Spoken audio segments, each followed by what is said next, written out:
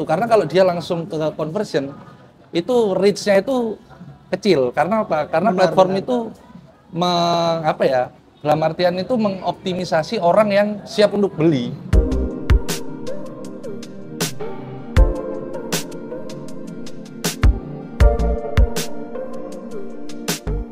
Oke, halo YouTube, kembali lagi di sini di channel SkyUp Digital. Oke, pada kesempatan kali ini ya, aku sudah kedatangan bintang tamu yang sangat luar biasa ini.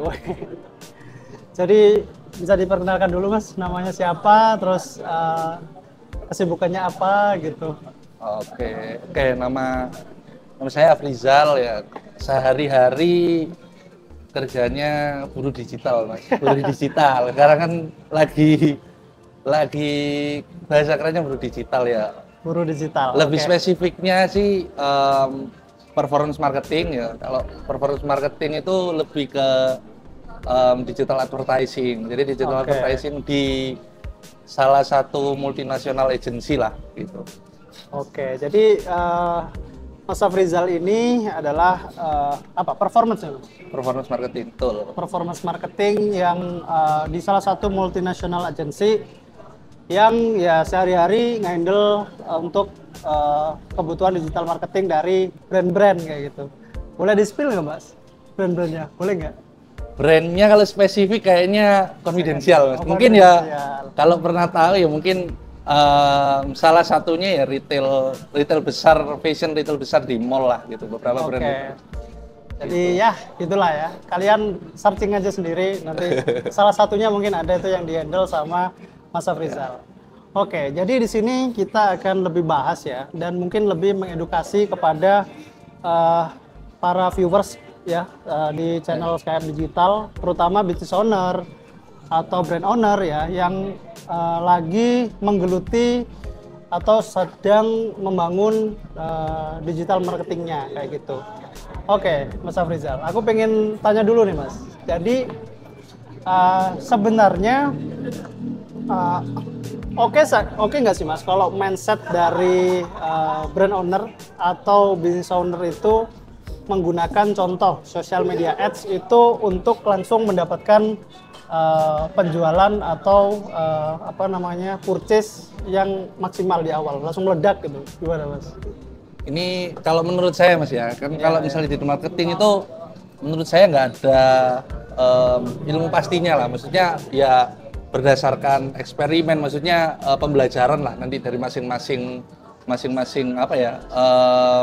kalau bahasanya kan marketernya itu kan. Tapi kalau menurut saya sepengalaman saya juga ya, ini dari beberapa tahun ke belakang menjalankan performance marketing ini itu memang kalau bisnis itu memang goals utama ini mendapatkan revenue kan dari digital marketing. Memang kebutuhan utama lah, karena kalau misalnya bisnis ini nggak ada revenue ya nggak akan berkembang gitu kan, nggak akan bisa jalan kan. Cuman yang memang perlu kita perlu kita mengerti juga, digital marketing ini itu cuman tools, digitalnya cuman tools, marketingnya harus tetap jalan kan. Tapi kalau di marketing ini kan kita ya bisa bahasanya marketing kan marketing funnel ya kan. Itu banyak lah, marketing funnel, awareness, consideration, conversion, atau ada yang pakai framework AIDA juga, awareness, interest, desire, action. Cuman memang attention, interest, desire, dan action. Ya, itu bisa juga banyak lah, misalnya funnel yang bisa banyak digunakan oleh digital marketers. Cuman memang kalau kita lihat dari funnel itu kan action atau conversion itu ada di titik paling bawah kan, ya kan, di titik paling bawah. Jadi yang paling penting itu untuk brand, apapun dia itu brand yang baru jalan ataupun dia yang udah lama, itu tetap harus memaintain consideration sama awareness-nya ini, itu tetap harus di-maintain sih Mas, gitu. Oke, mungkin dari kalian ada yang masih awam ya Mas Afrizal, dari viewers kita mungkin bisa dijelaskan nggak sih awareness itu apa, consideration itu apa, dan conversion itu apa? Ya, secara dan mungkin dikasih contoh konkret misalkan di brand fashion misalkan. Ya.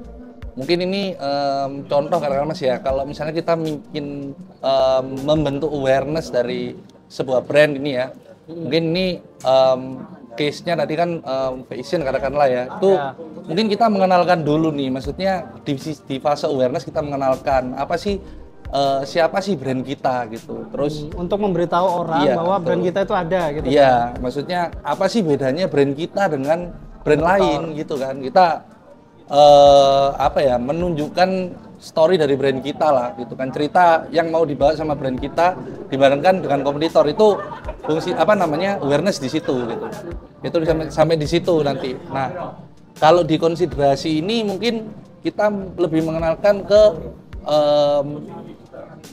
problem atau solusi apa yang ditawarkan oleh brand kita. Karena kan kalau di fase consideration itu orang udah tahu nih kebutuhan mereka apa, problem mereka apa, keinginan mereka apa. Cuman dia belum menentukan pilihan mau beli brand apa ini. Berarti masih dalam fase menimbang-nimbang. Mempertimbangkan, betul itu sih Mas. Kalau misalnya di konversi ini memang orang yang udah tahu brandnya, ya kan, terus udah tahu permasalahannya apa. Terus kebutuhannya apa, tinggal dia mungkin di konversi ini tinggal apa ya, di fase langsung dia bisa melakukan keputusan itu lagi, mengambil keputusan itu, gitu sih Mas, secara garis besarnya mungkin. Oke, kebanyakan mungkin ya yang brand atau mungkin dia seller online ya, dia itu maunya langsung ke bottom funnel, langsung konversi. Kalau menurut Mas Rizal gimana dulu? Kalau menurut saya, memang kalau misalnya kita mau coba dulu jalan bisa, bisa jalan aja dulu. Cuman kita akan tahu nih kemampuan kita itu seberapa gitu kan. Kalau langsung ke situ akan menghasilkan, cuman untuk skalabilitasnya, maksudnya dalam artian kita mau memperbesarnya itu agak sulit.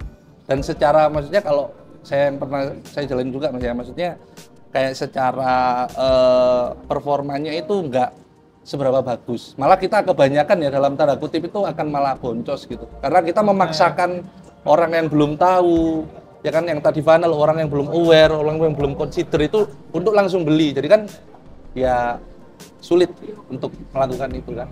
Gitu. Berarti di fase awareness-nya tuh harus oke dulu ya Mas? Benar. Harus sudah apa ya, ibaratnya secara awareness atau kesadaran orang-orang itu harus kita perhatikan dulu gitu sebelum kita memang mencari konversi atau penjualan gitu. Nah, cuman nggak menutup mata kan Mas ya, karena ada juga yang mungkin brand yang masih baru atau mungkin bisnis yang masih baru. Nah, itu kan pasti dia membutuhkan revenue juga. Betul. Nah, ada cara nggak sih gimana caranya supaya efektif gitu, awareness-nya oke, tapi untuk konversi atau pembelian atau penjualannya itu juga dia profitable gitu Mas. Kalau misalnya menurut saya sih tetap sih Mas. Jadi di dalam marketing ini kita juga kan namanya kan investment kita yang dilakukan di digital marketing. Jadi memang di situ mereka harus apa ya, menurut saya harus membedakan sih. Maksudnya ini budget yang untuk investment mereka jangka panjang. Kan ada kalau ada short term dan long termnya kan. Jadi long termnya ini ya budgetnya mereka yang nggak langsung direct pada saat itu langsung terjadi konversi, tapi itu investment untuk brandnya jangka panjang.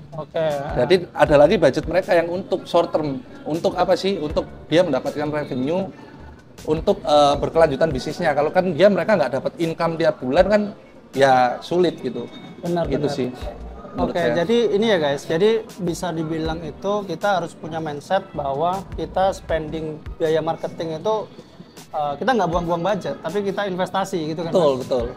Investasi untuk kita itu apa ya, ibaratnya bisa menjadi top of mind di benak dari mungkin target market kalian kayak gitu sih. Jadi jangan dianggap kalau misalkan kita ngiklan terus udah spending sekian juta misalkan itu buang-buang budget, itu nggak sepenuhnya kayak gitu juga gitu kan. Nah, terus mungkin ada ya kalau di digital marketing kan ada mazhab-mazhabnya ya. Istilahnya mazhab atau mungkin apa ya? Bisa dibilang apa ya? Ada yang misalkan dia itu pengennya itu memang langsung dapat penjualan kayak gitu. Nah, bisa nggak sih sebenarnya kita itu tanpa melakukan awareness dulu, tapi kita cuman testing dari settingan iklannya Mas, misal dari interest, dari konten kayak gitu Mas. Menurut saya sih balik lagi Mas ya, tadi ini kita juga di semua platform untuk kita ads itu kan kita di dashboard kan bisa melihat nih, ada funnelnya juga kan di situ, awareness, consideration, conversion. Ya, jadi di objektif misalkan di TikTok Ads nih, itu di settingan campaign, itu kan ada objektif ya, ada awareness, consideration, conversion. Betul, itu jadi di situ itu memang menurut saya ini bisa sih Mas, langsung ke conversion itu tadi bisa gitu. Cuman ya itu tadi kita kan kalau misalnya langsung ke conversion itu sebelum kita bahas matrix conversion atau sales ya. Paling pertama kan kita tuju reach kan. Reach dulu atau kan. Jangkauan ya. Jangkauan, unique people atau orang yang kita jangkau. Ya kan. Jadi dari situ aja kita pingin nge-reach orang dulu. Maksudnya dari situ kan makanya platform itu di platform digital itu kenapa kok ada awareness, objective awareness ini itu untuk dia si brand ini untuk menjalankan itu. Karena kalau dia langsung ke conversion itu reach-nya itu kecil. Karena apa? Karena platform itu dalam artian itu mengoptimisasi orang yang siap untuk beli. Jadi nggak me-reach orang yang ya dalam tanda kutip itu dia itu masih dalam fase awareness atau consideration. Kalau di conversion, objective conversion. Makanya di situ kita di platform digital itu, digital ads itu spesifiknya di sosial media ya, apapun di Google itu ada awareness, consideration sama conversion itu Mas. Oke guys, kita harus juga pelajari yang namanya marketing funnel guys ya. Jadi yang bentuknya corong, yang paling atas itu kan ada awareness, terus agak mengerucut ke bawah consideration, terus di paling bawah atau bottom funnel itu ada yang namanya conversion kayak gitu. Nah,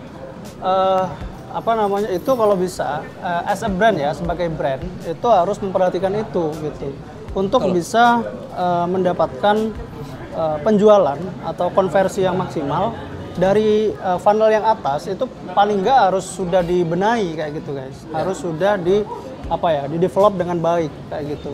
Nah, mungkin ada pertanyaan loh, Mas, ada nih mungkin ada salah satu produk atau brand ya, itu dia langsung hajar bottom funnel gitu, dikonversi, dia bagus Mas hasilnya kayak gitu. Dia hanya ganti-ganti konten aja, testing. Kalau menurutnya Mas Afrizal gimana tuh? Ya mungkin balik lagi sih Mas ke produk ataupun brandnya sendiri. Apakah misal katakanlah ketika produknya ini belum banyak kompetitornya, ya terus produk ini memang nge-solve problemnya dari audiens kita, itu memang lebih mudah. Cuman kalau produknya ini secara di pasaran itu, apalagi di marketplace atau di semua digital asset lah, itu banyak kompetitornya, itu sulit, pasti akan sulit. Kecuali memang produk kita itu udah bagus, misalnya strong banget produknya, nge-solve problemnya audiens, itu bisa. Cuma kalau produknya kita ini dalam tanda kutip kita pembeda dengan kompetitornya itu nggak banyak nggak ada itu, terus USP-nya kita itu sama-sama aja sama kompetitor ya, sulit. Karena kan memang kita sadar juga kan attention orang atau perhatian orang sekarang kan sangat minim kan Mas. Sulit kita dapat perhatian orang itu, karena memang sekarang itu udah banyak lah brand di digital itu banyak, makanya benar. Terus aku mau menggarisbawahi juga ya guys, jadi kita sebagai brand owner atau business owner itu beda guys cara kita menjalankan ads dengan dengan sebagai dropshipper kayak gitu guys. Kalau kita sebagai dropshipper itu kita tanpa harus awareness dulu ya, tapi kita udah menemukan produk yang memang unik ya, itu possible gitu untuk dia mendapatkan cost per result yang murah atau mungkin dia lebih gampang mendapatkan konversi kayak gitu. Nah, tapi kalau misalkan produk kita ya guys, produk yang kita buat, misalnya contoh skincare ya, kita bikinnya misalkan maklun di salah satu vendor. Nah, Sedangkan kita itu nggak ada pembeda, nggak ada unique selling point yang menjadi pembeda antara brand kita dengan yang lain gitu. Itu pasti kita harus sesuaikan funnelnya, awareness-nya kita harus bagus dulu. Betul. Nah, di fase awareness itu kita kasih tahu tuh ke target market kita bahwa ini loh, brand kita itu sebenarnya lebih unggul misalkan secara kualitas, atau mungkin efeknya itu kita misalkan skincare kita itu lebih lebih natural misalkan dari yang lain. Nah, jadi kita harus kasih dulu tuh target market kita apa, keunikan kita, unique selling point kita itu apa. Jadi dengan begitu ya market itu sudah teredukasi dengan bagus di di upper funnelnya ya, di awareness. Maka kita ketika ngiklan ya di di bottom funnel, di konversi itu bisa jadi lebih gampang gitu ya Mas Afrizal. Tapi coba aku juga tambahkan Mas ya di sini ya. Jadi kita melakukan marketing funnel itu tadi itu jadi nggak terpatok kita jalanin ads saja sih Mas. Ya. Karena kan ads ini itu fungsinya itu untuk itu yang banyak salah paham juga. Iya, jadi fungsinya ads ini untuk memperbesar reach. Memperbesar jangkauan. Iya, jangkauan. Jadi kalau misalnya bedanya organik dan paid, organik itu ya kita jangkauannya ini agak sedikit susah lah kalau misalnya memang konten kita itu nggak relevan, nggak FYP ya kalau di TikTok ya, gitu kan. Tapi dengan bantuan ads ini kita memperbesar jangkauan kita. Benar. Itu kan Mas, di situ sih. Nah, caranya kita melakukan marketing funnel ini awareness, consideration atau conversion tadi itu, misal katakanlah di awareness consideration ini kita nggak harus misalnya kita jalan ads saja. Cuman ada kan maksudnya kayak marketing activity atau marketing channel lain. Kadang-kadang let's say kita jalan KOL atau konten marketing, kita terus menjalankan konten marketing organik yang maksudnya secara berkelanjutan terus, itu juga membantu juga sih Mas. Jadi nggak harus kita harus budgetnya ini untuk ads ini harus ada awareness dan consideration. Ya memang, cuman nggak harus semuanya di budgetnya dimasukin ke situ Mas. Jadi ada marketing channel lain. Jadi ads ini cuma supporting aja nantinya ketika awareness considerationnya udah bagus. Ads ini membantu untuk memperbesar reach dan mendapatkan penjualan. Itu tadi sih. Jadi ads ini gunanya cuma untuk memperbesar jangkauan ya guys, memperbesar reach. Jadi gitu. Jadi bukan mindsetnya dibenerin dulu gitu. Jadi kita nge-ads itu nggak bisa gitu langsung meledak gitu. Jadi kalian jangan mudah kegocek ya, jangan mudah terpengaruh sama mungkin yang bilang bahwa dengan ads misalkan dengan ads spending misalkan per hari 500.000 orderan bisa ribuan, itu gimana Mas kalau yang gitu? Ya nggak tahu sih, itu mungkin mereka punya metode sendiri yang, tapi kalau menurutku sih kita balik lagi lah, maksudnya kalau platform sendiri kan udah punya guideline, kenapa sih kok kita harus menjalankan marketing funnel ya kan? Jadi panduannya udah jelas lah Mas, panduannya udah jelas, jadi ya kalau misalnya memang, tapi ini juga Mas ya, katakanlah ketika brand kita udah revenue-nya udah bagus, cost per result udah bagus, mau naik level lagi, kalau dia nggak menjalankan marketing funnel itu tadi, awareness consideration, mungkin kalau sepengalamanku juga revenue-nya akan stagnan. Ya, dia akan bagus, cuman revenue-nya akan stagnan. Dia mau growth lagi itu susah, karena itu yang dia jangkau ya orangnya terbatas. Dia nggak memperbesar reach-nya lagi. Itu sih. Jadi yang dijangkau ya orang-orang itu aja gitu. Iya. Bakalan stuck gitu kan Mas? Iya, revenue-nya akan nggak ada growth lah. Kan kalau kita bisnis kan maunya ya dari quarter ke quarter atau dari tahun ke tahun, itu kan terus growth kan Mas. Jadi terus ada perkembangan lah. Tapi kalau misalnya kita harusnya mengandalkan dalam tanda kutip iklan itu langsung kita maunya konversi gitu kan. Ya agak berat tanpa supporting dari marketing channel lain yang tadi saya sebutkan, misalnya menjalankan KOL activity, terus menjalankan konten marketing juga, semua harus dijalankan Mas. Ads ini tuh cuman salah satu bagian di digital marketing, bukan utamanya lah kalau ads ini kan. Cuman supportingnya Mas. Iya. Gitu. Itu sih. Jadi buat kalian yang selama ini mendewakan ads gitu ya, harus mulai belajar lagi lah ya, belajar lagi, cari info lagi. Nah, karena kita mau spending gimana pun ya, kalau yang pertama produk kita itu nggak develop dengan baik ya akan susah gitu mendapatkan penjualan. Karena kita ngiklan itu kan ke human ya, ke orang ya Mas. Nah, contoh lah sebagai apa ya, aku sendiri aja misalkan dapat iklan, misalkan produk apa yang mungkin secara tampilan itu kurang bagus ya, kontennya juga kurang menarik, terus apalagi ya, mungkin dari penyampaian pesannya gitu kurang ada pembeda dari yang lain. Kebanyakan skip aja gitu, scroll aja gitu. Nah, tapi kalau misalkan sebelumnya aku udah mendapatkan iklan awareness nih, iklan awareness dari brand tersebut ya. Nah, dia udah ngasih tahu nih keunikan atau perbedaan dari kompetitor tuh apa. Terus dia tuh ngasih ini loh, aku itu bisa mungkin bisa lebih manjur daripada kompetitor. Nah, jadi ketika mendapatkan iklan conversion, misalkan ada iklan mungkin dia ada kebetulan mungkin lagi ada promo, nah itu nanti kita akan lebih tertarik gitu buat beli gitu ya. Iya benar. Nah, terus juga gini Mas, ada juga aku pernah diskusi juga sama business owner. Nah, jadi dia itu hanya mengandalkan ads saja. Yang lain kayak konten organik, terus kayak KOL activity itu nggak dilakuin. Kalau menurut Pak Afrizal gitu gimana Mas? Ngandalin ads saja.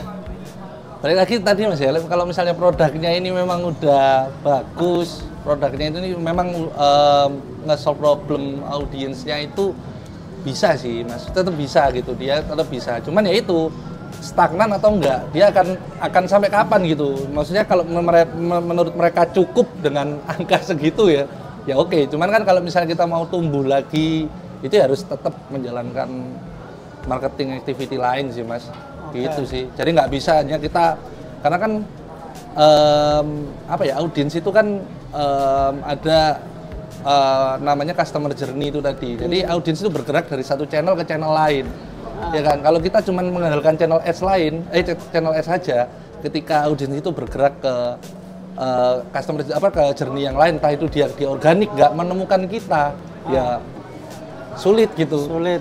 Ya, karena kan ketika orang mau mencari barang kan di fase konsiderasi itu tadi Mas, dia kan mempertimbangkan dengan beberapa brand atau pilihan yang ada di market kan. Nah itu dia kan pasti nyari testimoni lah, terus nyari review. Gimana sih produknya, terus kita nggak muncul di situ ya, kita kehilangan satu fase customer journey itu tadi, fase perjalanan pelanggan tadi itu. Gitu sih. Nah, terus balik lagi ke ads ya Mas. Terus juga ada nih mungkin advertiser atau mungkin brand owner atau business owner ya, yang dia fokus aja utak-atik dashboard aja. Ini interestnya dicoba, interest misalkan ini, interest A, interest B, diutak-atik dia pakai rules dengan harapan mungkin akan lebih banyak gitu penjualannya. Itu gimana Mas kalau yang gitu?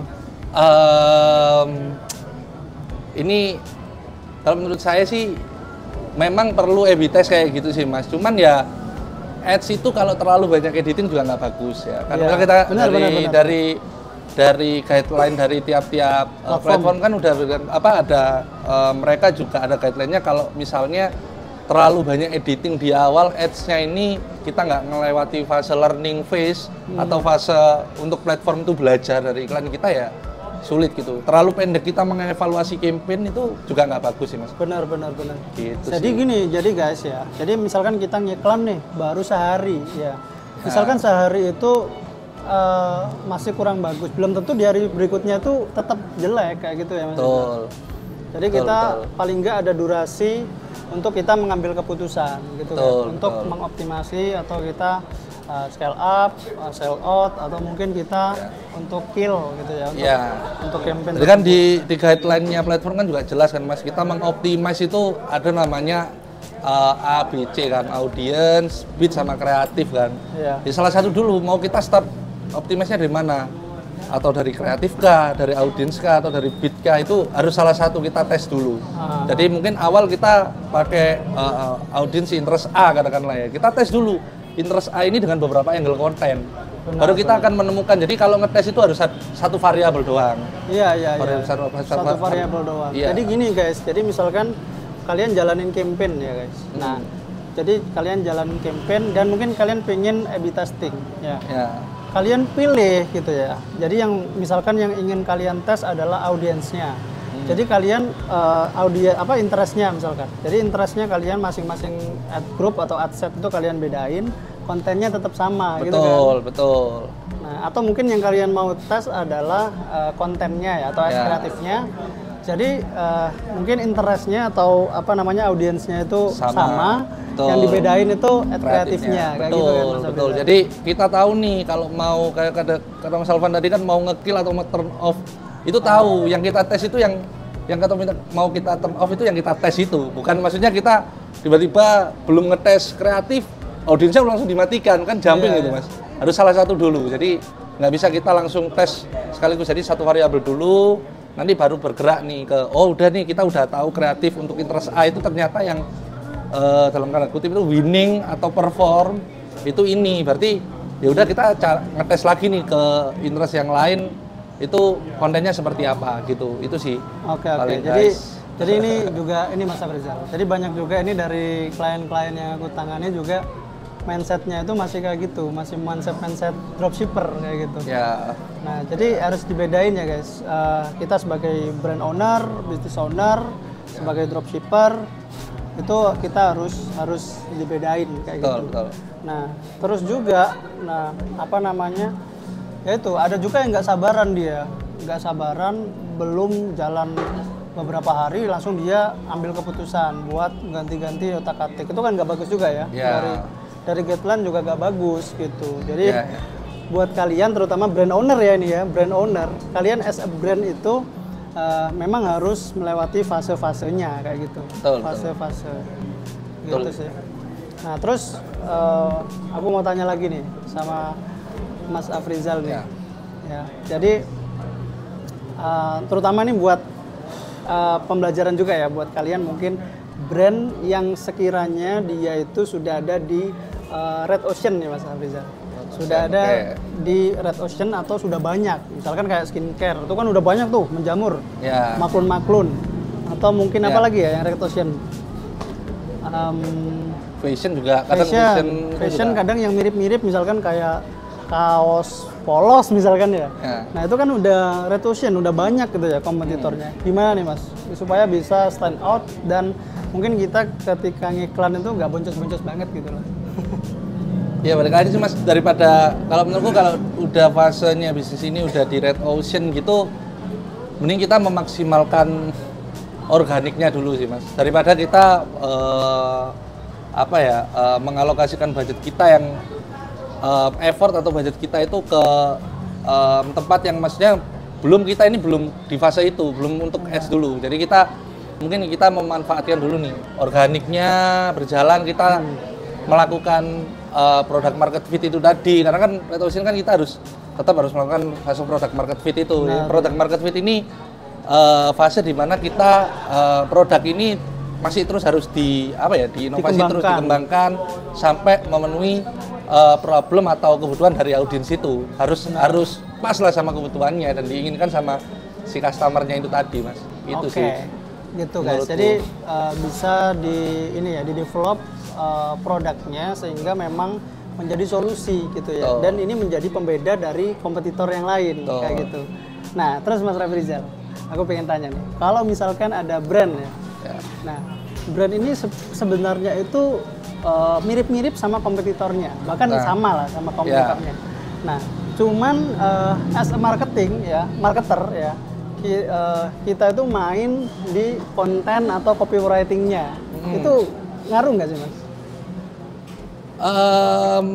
Berpengaruh sih Mas. Kemudian kan itu kan akan balik lagi kan story yang mau kita bawa kan ke audiens kita itu berpengaruh. Makanya tadi saya awal bilang juga selagi kita menjalankan product market fit itu kita harus juga bersamaan dengan menjalankan organic konten ini. Jadi kita tahu nih sebelum kita jamin ke langsung ke ads, kita tahu nih organik. Oh, konten seperti ini yang disuka sama atau audiens kita itu interest sama konten kita gitu kan. Benar, Terus benar. oh ternyata produk, ketika kita menjalankan produk market fit ini kita tahu oh ternyata produk ini yang disenengin sama audiens. Nantinya ketika kita menjalankan ads sudah tahu kita mau pakai konten yang mana, produk yang mana yang mau kita highlight, itu baru formulanya nanti bisa ketemu Mas ketika menjalankan ads gitu. Oke guys ya. Jadi apa namanya? Kesimpulannya juga konten itu ya, apalagi di social media ads ya. Konten itu ibaratkan senjatanya kan Mas ya. Betul. Senjatanya kan orang dapat ads itu yang pertama kali didapat adalah konten iklannya ya.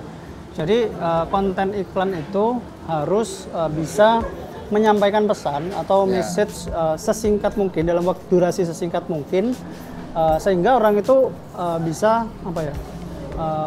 Probabilitas orang untuk mengerti dari isi produknya, dari keunikan produknya itu lebih besar kayak gitu. Nah, karena gini guys, karena dari guideline-nya platform tersebut, entah itu Meta Ads ya, entah itu TikTok Ads, konten iklan itu beda gitu ya, sama konten organik gitu. Mungkin Mas Afrizal bisa jelaskan Mas, gimana sih bagusnya kita membuat konten iklan kayak gitu? Ya, tadi sih Mas, kalau misalnya di marketing, tiap marketing funnel itu tiap kontennya juga harus berbeda dari tiap fase. Ya, awareness kita kontennya juga harus awareness, ya kan. Consideration, mungkin ya kontennya terkait consideration kan. Misalnya kalau misalnya awareness mungkin kita lebih ke story dari brandnya gitu kan. Kita mau memberitahu story dari brandnya. Nanti consideration ini kontennya juga beda lagi nih. Consideration ini mungkin udah lebih ke apa ya, menjawab dari problemnya audiens itu tadi. Jadi lebih ke kenapa sih kok dia harus beli produk ini gitu kan. Baru nanti di level action ini baru nanti kita mainin apa namanya untuk orang itu langsung belanja sekarang, promo ataupun atau mungkin gratis ongkir. Gratis ongkir. Nah, itu baru. Karena kalau misalnya kita belum apa-apa, audiens baru langsung belum tahu brandnya apa, produknya ini kelebihannya apa, langsung kita tawarin promo. Ya, nggak, yang kita kan nggak mau brand sebagai brand promo terus-terusan kan nggak bagus Mas. Nggak bagus, ya kan? Betul. Dia dapat profitnya pun atau untungnya pun nggak maksimal. Nggak maksimal gitu. Makanya itu kan kalau menurut saya itu tadi. Jadi perbedaannya antara organik dan ads ini ya balik lagi ke marketing funnel lagi Mas. Kalau misalnya organik bisa dimasukkan ke ads juga bisa, tapi balik lagi itu bukan konten konversi langsung, jadi itu mungkin kontennya untuk consideration atau kadang-kadang kan kita tahu ada di objektif campaign kan traffic, itu bisa kita bisa gunakan untuk traffic. Jadi kita nggak langsung ngambil matriksnya itu langsung, oh aku pakai konten organik langsung untuk penjualan nggak bisa, itu udah biasanya udah beda sih Mas. Beda gitu. Guys ya, jadi ini gitu. Apa ya? Aku juga sering menemui nih ya. Entah itu dari klien aku, entah itu dari orang-orang atau mungkin followers ya, atau subscriber di YouTube ini gitu. Banyak banget dia yang bilang bahwa dia itu masih pakai konten organik kayak gitu untuk menjalankan iklan ya. Walaupun mungkin ada ya yang dia itu bagus dan perform, tapi dari pengalamanku juga dan juga dari guideline dari platform sosial media atau yang lain ya, itu memang harus berbeda. Setiap funnel itu kontennya harus berbeda kayak gitu. Misal nih di fase awareness ya, awareness itu kan kita ingin memberitahu nih dari keunikan produk kita apa, terus dari perbedaan dengan kompetitor itu apa, itu kita sampaikan semua di fase awareness kayak gitu. Nah, itu kenapa kan ada ya di objektif itu reach and frequency. Betul. Jadi kita itu bisa menjangkau orang seluas-luasnya dengan frekuensi yang kita tentukan gitu kan Mas Afrizal. Nah, terus juga misalnya kita ke consideration, kontennya beda. Dan juga di fase conversion itu kontennya beda guys ya. Di conversion itu lebih lebih hard selling gitu kan? Iya, dalam lebih promo sekian, gitu, cashback sekian, atau mungkin gratis ongkir dan yang lain sebagainya. Itu nanti bisa dari tim marketing brandnya sendiri itu bisa disesuaikan. Ya, yang lebih mudahnya sih mudahnya konten-konten yang mengajak orang untuk langsung action. Iya. Langsung action, tapi nggak kan bertele-tele. Iya, bertele-tele langsung to the point. harus action sekarang gitu kan. Gitu. Walaupun mungkin ini juga ada beberapa yang bilang nih dari inilah adalah brand owner juga. Nah, walaupun yang membuat itu influencer ya misalkan yang kita pakai itu Spark Ads ya dari influencer, tapi kontennya masih istilahnya terlalu ke konten organik, itu performanya kurang bagus gitu kan Mas ya? Mas Afrizal ngerasain itu juga nggak Mas? Iya, ngerasain juga sih Mas. Kalau misalnya memang kontennya ini nggak sesuai dengan marketing funnelnya tadi ya nggak, pesan yang kita sampaikan itu nggak kena ke audiensnya. Jadi objektif kita itu nggak nyampe gitu. Objektif kita nggak nyampe gitu.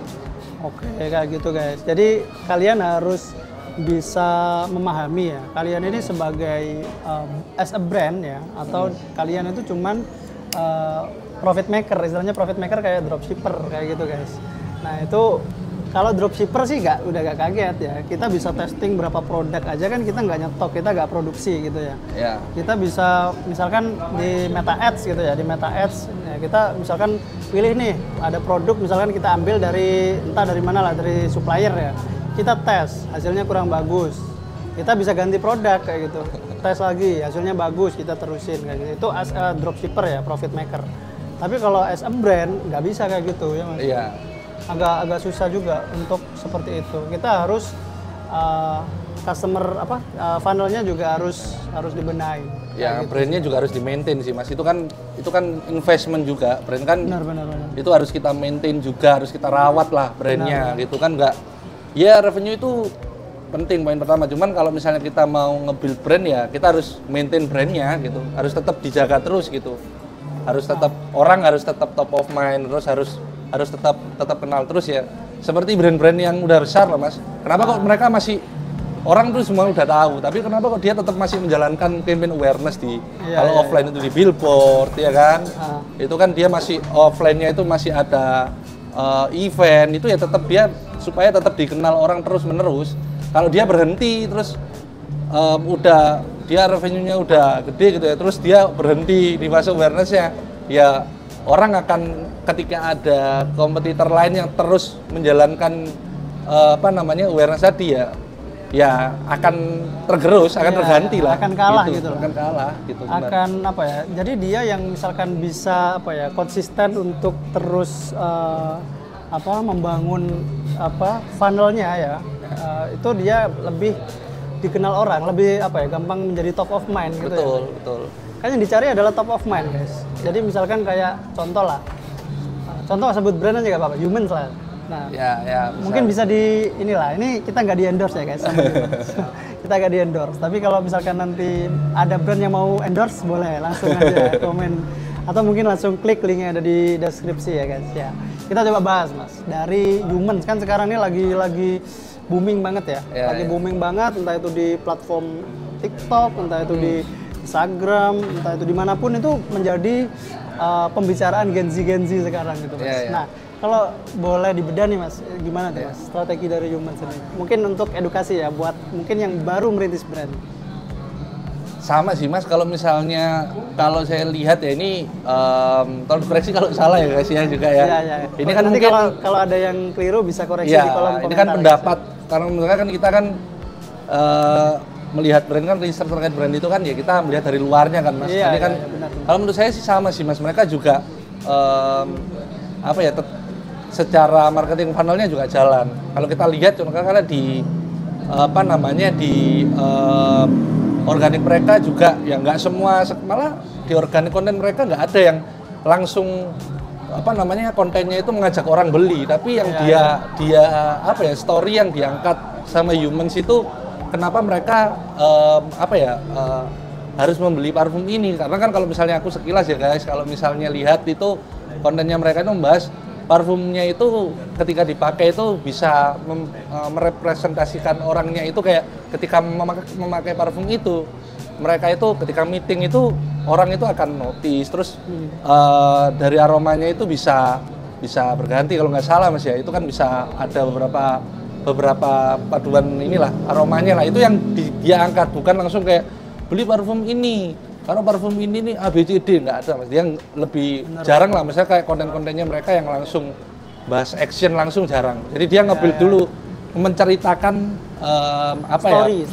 story dari brandnya, story dari produknya dulu gitu sih, Mas. Oke, kalau ini Mas, strategi iklan sosial medianya lah contoh, Human gimana Mas? Dia itu awareness juga atau langsung bottom funnel? Kalau menurutku tetap sih Mas, kalau misalnya aku sekilas lihat ya, kalau misalnya iklannya yang berseliweran di Instagram, itu mereka tetap sih, maksudnya sepertinya tetap dia menjalankan full funnel tadi. Full funnel itu dari awareness sampai conversion-nya dia tetap jalan sih Mas. Itu tetap sih kalau misalnya saya lihat, mungkin kalau misalnya sekarang ya dan secara kontennya sih menurut saya juga bagus juga sih Mas, kontennya Yunus. Jadi nggak langsung apa ya, embel-embel promo terus embel-embel langsung beli sekarang, enggak. Jadi orang itu biar tahu dulu gitu loh, kalau misalnya dulu gitu guys. Nah, jadi kalau misalkan seperti Humans guys, dia itu juga memperhatikan brand awareness-nya. Brand awareness-nya itu kuat guys. Nah, jadi dia itu secara harga dia nggak perang harga gitu ya. Iya, betul. Coba deh kalian perhatiin aja harga-harga Humans itu kan dia bisa dibilang ya lumayan lah ya kalau seperti sekelas-kelas kita gini. Ya, dan kalau misalnya mungkin teman-teman juga kan mungkin pasti lihat lah, kalau misalnya konten-konten mereka itu jarang banget Mas bahas promo. Itu yang bagus banget sih untuk brand. Jadi nggak secara mereka itu mempertahankan price point atau harganya itu nggak tergantung sama diskon. Jadi orang beli itu nggak tergantung sama diskon. Memang karena orang itu senang sama produknya gitu. Jadi dari storytelling yang mereka sampaikan itu bisa membuat loyalty kan, bisa membuat keinginan lebih untuk kita membeli gitu, membeli parfum Humans itu. Jadi perspektif orang itu dengan membeli, karena brand awareness-nya udah kuat ya, udah nyampe lah ke kita, story dari Humans itu udah kenal lah ke kita gitu ya. Jadi kita dengan membeli Humans, parfum Humans itu kita bisa sedikit menjadi lebih percaya diri juga lah gitu kan, bener. Karena kan kalau misalnya kita lihat kan dia juga dari storytellingnya kan, ketika pakai parfum ini aromanya misalnya dia akan di orang sekitar akan notice atau apa kan, misalnya kayak storytelling mereka kan. Nah itu sih ketika dia kan, karena kan parfum ini kan agak sulit kan Mas, orang kan nggak bisa ngerasain kan ininya kan. Kalau misalnya lihat dari kreatifnya kan, mungkin itu kita bisa menjelaskan nggak kalau misalnya menggunakan parfum ini itu akan seperti apa sih mereka itu kan, akan menjadi apa. Nah itu bikin mereka akhirnya jadi penasaran gitu kan. Benar. Nah guys, gitu. Jadi kalau misalkan kita juga misal di sosial media ads ya, entah itu di Meta Ads, entah itu di TikTok Ads. Nah, brand awareness-nya kita udah bagus dan audience yang kita dapatkan itu atau traffic yang kita dapatkan itu udah cukup besar. Jadi secara mungkin nanti kita mau menjalankan retargeting ads kan lebih enak ya Mas? Iya, betul. Apalagi kalau misalnya kita spesifikkan di conversion campaign kita itu lebih mudah gitu. Jadi misalkan audience yang sudah masuk ke consideration, entah itu dia mungkin cuman view landing page atau dia view produk, itu nanti kan udah bisa dibilang mereka itu udah di fase consideration kan. Dia udah mau lihat nih, bisa jadi dia juga mempertimbangkan dengan yang lain, tapi mungkin dia belum memutuskan untuk membeli gitu. Betul. Nah, audiens yang seperti itu bisa kita manfaatkan lagi gitu dengan strategi retargeting ads. Kayak gitu guys. Jadi kita nggak harus ngejar ya, nggak harus kita ngejar muluk-muluk itu langsung ke konversi kayak gitu. Nah, jadi mungkin itu sih Mas yang mungkin bisa kita bahas saat ini. Semoga dari penonton ini bisa sedikit tercerahkan gitu. Karena aku agak banyak melihat juga sih fenomena-fenomena orang atau mungkin mastah ya yang dia itu memberikan edukasi kadang itu yang agak kurang pas gitulah ya. Jadi ini bisa dijadikan pembelajaran buat kita semua kayak gitu.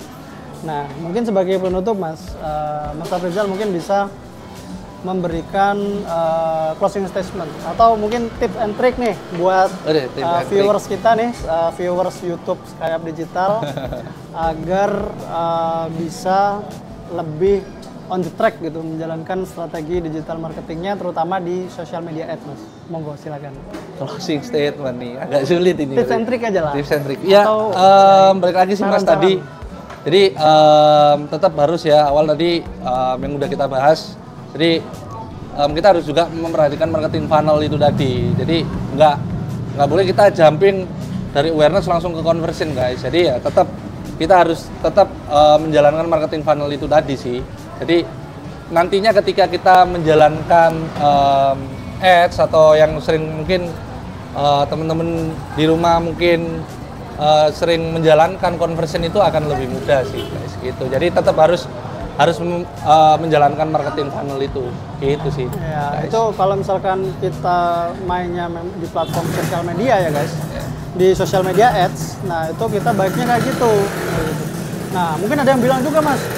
Loh, aku nih jalanin iklan di marketplace gitu. Yeah. Misalnya sebut aja lah di Shopee gitu. Wah, ROAS-nya langsung tinggi nih, langsung sekitar 20, 30. Itu gimana, Mas? Ya, mungkin kalau misalnya di Shopee kan balik lagi kalau misalnya kita nggak datengin traffic ke Shopee-nya ya ROAS dan revenue-nya akan segitu-segitu aja sih Mas.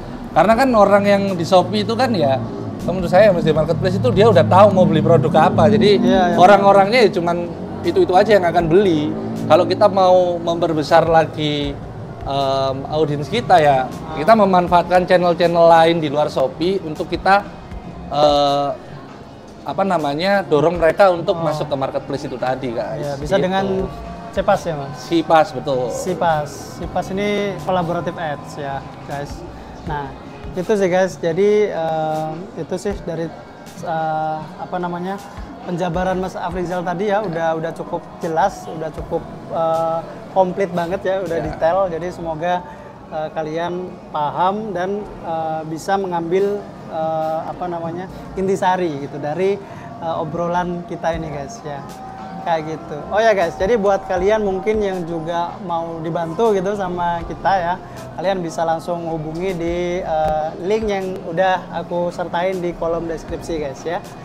Jadi nanti mau konsultasi dulu, monggo silakan kayak gitu. Mau konsultasi, mau tanya-tanya silakan gitu. Nanti dari admin kita akan menyempatkan buat membalas kayak gitu guys ya. Jadi mungkin itu dulu ya dari kami berdua ya. Terima kasih Mas Afrizal sudah mampir. Sama-sama semoga membantu teman-teman di rumah kalau ada salah mohon dia maafkan. Misalnya ada yang keliru mungkin bisa dibenarkan juga. Iya, mungkin kalau misalkan kalian ada yang ingin ditanyakan langsung di kolom komentar boleh banget guys. Nanti boleh. Aku langsung tanyakan ke dia gitu buat jawab ya. Dan apalagi ya yang pengen disampaikan ya. Mudah ya, itu ya cukup ya. Cukup. Nanti kalau misalnya ada yang kurang mungkin komen di bawah aja, nanti bisa tanya langsung. Kalau kita mungkin pertanyaannya bisa kita jawab, akan kita jawab sih Mas kan. Oke, pastinya. Mungkin bisa ya Mas, nanti kita jawab by video langsung ya. Bisa. Oke, bisa guys ya. Jadi itu dulu sih dari kita berdua ya. Kurang lebihnya mohon maaf. Selamat sore guys ya. Sampai bertemu di next video guys. Dadah.